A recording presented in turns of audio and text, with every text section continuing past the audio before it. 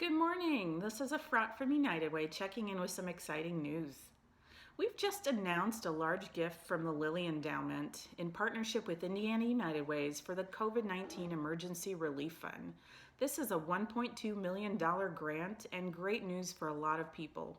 This grant will focus on needs in Greene, Monroe, and Owen counties, as well as a portion of Brown County. One thing I wanted to be sure to point out about this Lilly grant, it would not have been possible without the generous support of individuals in our community.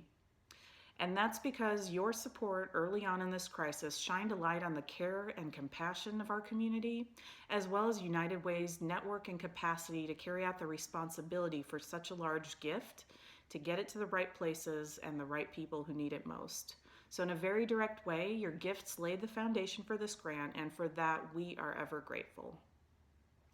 In the first funding round, we focused on providing people with immediate help as businesses shut down and as basic survival needs came roaring to the surface. I'd like to give a big shout out to our friends Tina Peterson at the Community Foundation of Bloomington, Monroe County, and John Barrett at the Bloomington Health Foundation. They helped us work on the first round of funding decisions and priorities while carrying out a lot of other important work and continue to be invaluable leaders in the community relief and recovery efforts. Now, where are we aiming the second round of funding?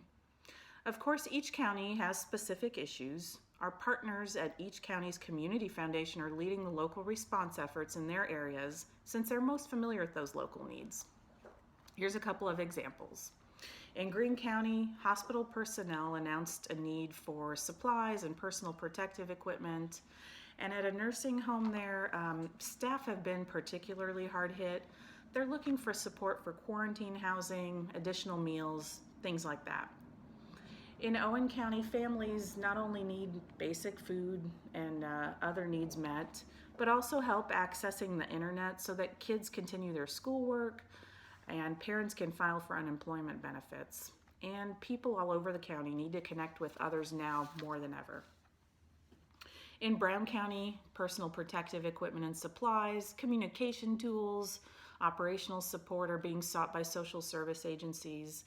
And in Monroe, the grant committee, which includes representatives from our community foundation, Bloomington Health Foundation, City of Bloomington, Monroe County government, and Indiana University, will focus on meeting the basic needs of our families, seniors, and kids: food, safe shelter and housing, health and personal safety, childcare, and this is just the short list.